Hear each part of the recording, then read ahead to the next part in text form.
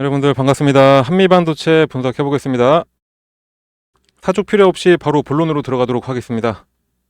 내년 고대역폭 메모리 HBM 공급 과잉이 일어날 수 있다는 되도 않은 우려에 대해서 시장조사 업체인 트렌드포스는 수율 개선에 시간이 필요하다면서 메모리 제조업체가 계획대로 공급량을 늘릴 수 있을지 미지수라는 견해를 내놓으면서 공급 과잉으로 값이 떨어질 가능성이 낮다는 점을 발표를 했습니다.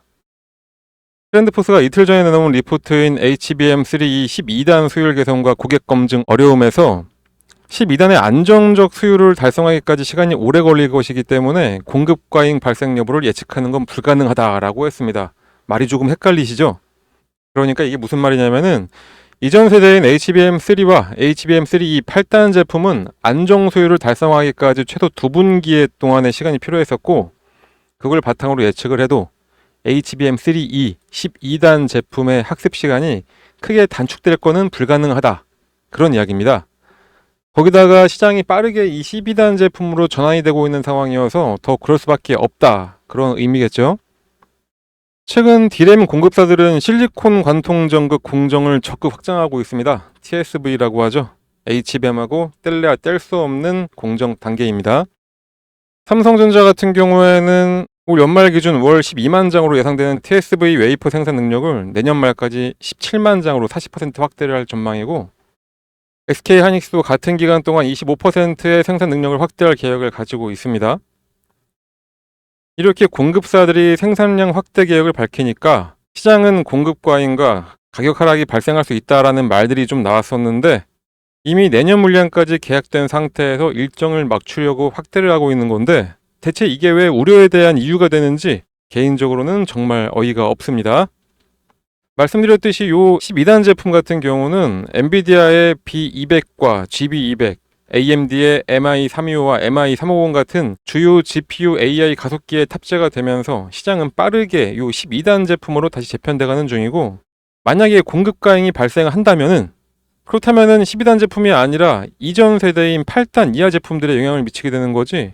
근데 또 사실 바뀐 시장에서 이전 모델의 과잉이라고 표현하는 것도 정말 웃기는 이야기가 되는 겁니다. 그러니까 얼마 전에 모건 스탠리가 얼마나 멍청한 리포트를 냈는지 얼마나 제대로 예측을 못한 건지를 여기서 확인할 수가 있는 거고 진짜 세계 1위 투자은행인 골드만삭스는 대놓고 저격을 했죠.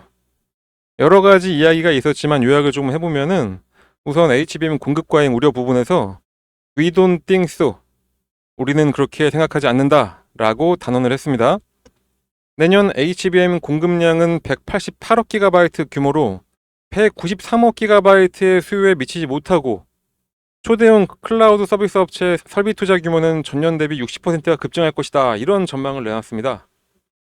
공급이 수요를 못 따라가는데 과잉될 이유가 당연히 없겠죠. 그리고 HBM의 적층당 수가 높아질수록 기술적 난도 역시 올라가기 때문에 그만큼 수요를 높이기 어려운 부분이어서 전체 메모리 공급량도 상승하기 어려운 구조입니다. 수율 부분에서도 과잉은 일어나기 어렵다고 보고 있고 결론적으로는 동일한 전망을 내놨는데 선단 칩인 5세대 HBM3 시장 비중이 높아지고 있어서 수급 밸런스가 맞아 들어갈 것이라는 이야기인 겁니다. 아까 제가 말씀드렸듯이 요 12단으로 재편이 되고 있다는 이야기인 거죠. 엔비디아뿐만 아니라 글로벌 빅테크나 클라우드 업체들이 더 빠르게 더 성능이 좋은 메모리를 찾고 있다는 겁니다. 그러니까 자꾸 공급 과잉 우려 이야기가 나오고 있는데 제대로 좀 파악하고 전망을 내놔라 라고 못을 딱 박아준 거죠. 역시 세계 1위는 달랐습니다. 제가 꾸준히 이야기하지만 현재 AI는 개화기, 대확장의 시기입니다. 일단 무조건 투자하고 수익은 2, 3년 뒤에 논해야 되는 부분인 거죠. 그리고 제가 2주 전쯤에 다른 영상에서 미국이 최신 GPU 수출 규제 대상이던 사우디에 수출을 허가할 수도 있다는 보도를 언급을 해드리면서 소버린 AI로의 확장에 대한 설명을 한 적이 있습니다. 잊어버리신 분들을 위해서 간단하게 말씀드리면 소버린 AI는 한 국가가 자국의 데이터, 인프라, 인력 및 비즈니스 네트워크를 활용해서 외부의 간섭 없이 독립적으로 AI를 구축하는 운영을 말하는 겁니다. 그러니까 한 나라의 통째로 구축하는 새로운 수요처가 되는 거죠. 그런데 지난번에는 풍문이었다면은 이제는 이게 현실이 됐습니다. 중동의 데이터 센터들은 이제 미국으로부터 반도체를 들여올 수 있는 포괄적 수출 허가 대상인 BEU, 검증된 최종 사용자 자격에 지원할 수 있게 됐습니다. 최근에 중동에서 사우디아라비아와 그 UAE 등을 중심으로 해서 AI 데이터 센터 구축에 사용되는 반도체 칩에 대한 수요가 늘고 있는 상황에서 이젠 딱 길을 터주게 된 거죠. 이러니까 엔비디아가 소버린 AI 관련 매출액 전망을 기존의 70억 달러에서 갑자기 130억 달러까지 두 배를 상향시켜서 발표를 할 수 있었던 겁니다. 이렇게 글로벌로는 좋은 소식만 들려오고 있습니다. 공급 과잉 같은 이야기는 이제 그만 머릿속에서 다 지워버리셔도 되겠습니다. 그러면 국내 이슈를 잠깐 살펴보면은 말 많고 탈 많은 이번 정부의 통계지만 어쨌든 경제 지표는 좋아지고 있습니다. 아니, 좋아지고 있다고 믿고 싶습니다. 아무튼 경제 지표가 좋아지는 이유가 바로 반도체 생산이 늘어난 부분이 크게 차지를 하고 있다라고 하는데요. 반도체 생산은 전월 대비 6.0%가 증가를 했다고 합니다. 작년 상반기까지는 침체기를 겪어서 기저효과를 볼 수 있긴 한데 반도체 산업은 어쨌든 작년 8월부터 정상화가 됐고 꾸준히 회복하면서 큰 폭으로 상승하고 있는 기조는 꾸준하게 유지를 하고 있고 반도체 출하도 7.6%가 증가를 하면서 출하 증가폭이 생산 증가폭을 상회를 했습니다. 출하가 생산을 상회를 했다라고 하면은 당연히 재고가 감소했다는 이야기가 되겠죠. 반도체 재고는 전년 동월과 비교하면은 42.6%가 감소를 했습니다. 글을 잘못 썼네요. 출하는 늘고 재고는 감소하는 흐름을 보이면서 제조업 재고 출하 순환도상 회복 상승 국면이 뚜렷하게 나타나고 있습니다. 자, 그렇다면은 요 수치를 누가 이끌었냐? 반도체 회복과 상승을 누가 이끌었냐? 누가 뭐래도 반도체에서는 AI 반도체 칩들, 이 AI 관련한 반도체가 이 수치를 다 이끌어냈다라고 보시면 되겠죠. 그런데 최근에 그 AI 반도체도 조금 특징을 보이는 게 있습니다. 최근 HBM 개발 경쟁은 말 그대로 속도전이라고 볼 수가 있습니다. 마이크론의 경우에 최근 HBM3E 12단 제품, 샘플 제품을 엔비디아 등 고객사한테 공급했다고 발표하면서 국내 업체들을 조금 빠른 속도로 추격을 하고 있죠. 만약에 마이크론이 연내 양산에 들어간다면은 SK 하이닉스와의 격차가 상당히 좀 좁혀질 수 있습니다. 물론 양산에 성공한다고 하더라도 전체 생산 능력이나 수율 등에서 일정 수준 차이가 발생을 하겠지만 엔비디아나 구글 같은 기업들이 매년 새로운 고성능 메모리를 요구하고 있다는 점을 감안을 해보면은 언제든지 판도가 달라질 수가 있습니다. 삼성전자도 마찬가지로 고객사들을 상대로 5세대 HBM에 대한 검증 통과를 기다리고 있죠. 특히 엔비디아뿐만이 아니라 그 외 다른 진영에서도 경쟁적으로 AI 반도체를 개발을 하고 있어 수요 확대는 당연한 거고 특히 현재 8단에서 앞으로 하이닉스가 양산을 할 요 12단 제품 이걸 중심으로 해서 제품 믹스가 변화하게 되면은 공급 과잉이 아니라 수요 대란이 일어날 가능성이 훨씬 더 높은 상황입니다. 자, 그러면은 이 5세대를 가장 빨리 양산하기 시작한 SK 하이닉스와 뗄래야 뗄 수 없는 회사, 그게 바로 한미 반도체입니다. SK 하이닉스와 거의 한 몸으로 볼 수 있는 한미 반도체는 이제는 SK 하이닉스만을 위한 AS팀까지 창설을 했습니다. 한미반도체는 초창기부터 SK 하이닉스랑 함께 공동 개발을 하면서 TC본드를 만든 거라 하이닉스의 수주가 많아지면 많아질수록 하이닉스로의 TC본드 공급도 늘어날 수밖에 없습니다. 특히 올해 3분기부터 고객사들로부터 수주받은 HBM용 TC본드의 납품을 본격적으로 진행을 하고 있어서 이 3분기 실적도 아주 기대가 되고 있는 상황이죠. 거기다가 내년에 출시될 예정인 2.5D 빅다이 TC본드와 마일드 하이브리드 본드 등 신제품이 출시가 되는데 현재는 연면적 22,000평의 6개 공장에서 210대 핵심 부품 가공 생산 설비를 사용해서 TC본드를 연에 한 264대, 월에 한 22대 정도 이 정도 생산을 하면서 2025년 매출은 1조 2천억 원이 예상이 됩니다. 그런데 지난 7월 구입한 연면적 1만 평의 공장 부지에다가 2025년 말에 완공 예정인 신규 공장 생산 캐파까지 딱 더해지면은 연간 420대 생산을 실현이 가능하고 2026년에는 연매출 2조 원까지도 가능하다 이런 전망입니다. 그리고 얼마 전에 한미반도체가 400억 원 규모의 자사주 취득을 하는 신탁 계약을 했습니다. 이 계약 목적이 중요한데 바로 주가 안정을 통한 주주가치 제고입니다. 이번 자사주 취득으로 지난 2022년 500억 원, 2023년에는 300억 원에 이어서 2024년은 1,600억 원으로 최근 3년 동안 총 2,400억 원의 규모의 자사주 취득 신탁 계약을 체결하게 된 겁니다. 그리고 그와 함께 주주가치 제고를 위해서 최근 3년간 자사주 192만 6,120주, 장부가액 기준으로 대략 한 400억 원을 소각을 했죠. 지금은 적극적인 투자를 감행할 때라 배당은 없거나 적거라도 이 정도로 주가 안정을 위해서 주주를 생각하는 기업은 많지 않습니다. 그러니 당연히 코리아 밸류업 지수에 한미 반도체까지 포함이 됐습니다. 이번 지수 종목 선정 방식은 시장 대표성, 수익성, 주주 환원, 시장 평가, 자본 효율성을 우선으로 선정했다고 하는데 저는 이 주주 환원, 이 부분이 정말로 가장 중요하다라고 생각을 합니다. 배당과 자사주 소각을 2년 연속 했냐 안 했냐로 구분을 하기 때문에 그만큼 한미 반도체는 주주 친화적인 종목이라는 반증을 해주고 있는 거고, 추후에 아무리 시총이 높은 시총 상위 기업이라고 하더라도 배제 요건이 충족이 되면은 지수에서 배제한다고 하니까 이 주주 친화적 기조는 계속해서 유지될 것으로 예상이 됩니다. 차트를 본다고 하더라도 딱히 차트를 보고 해석할 거는 없습니다. 그냥 지금 241선에 딱 맞닿고 있는데 241선을 찍고선 반등할 때 엄청난 상승을 보인다, 이 정도만 그냥 알고 계시면 될 것 같고요. 이것보다는 최근에 그냥 시장 상황입니다. 언론도 약간 문제가 되고 있긴 하죠. 최근에 국내 언론은 자꾸 삼성전자에 대한 안 좋은 이야기들을 쏟아내면서 오히려 반도체 시장을 죽이는 듯한 느낌까지 받고 있을 정도입니다. 안 보이는 손이 지금 작용을 하고 있는 걸까요? 자료조사나 보도 방법에도 문제가 있는 느낌인데, 과거 레거시 공정에 있을 때는 대강 내부에 연줄 있는 사람들에게 자료를 받아서 추측성으로 기사를 써도 어느 정도 맞아 들어가는 건 있었습니다. 그런데 지금은 아주 첨단화된 공정인 상태죠. 그리고 특히나 HBM 같은 경우는 후공정이 중요한 상황입니다. 반도체가 첨단화되고 생산 단계에서 테스트의 범위나 수준이 높아진 현재 상황에서 실무진들의 비밀 유지가 더 철저하게 이루어지고 있으니까 정보를 제대로 알고 기사를 쓸 리도 없을 겁니다. 그런데 하루에 내야 할 기사 개수는 있을 거고, 그러니까 대강 보도자료 같은 거 보고 외신 몇 개 체크하고 그런가 보다 하면서 기사를 쓰는 거겠죠.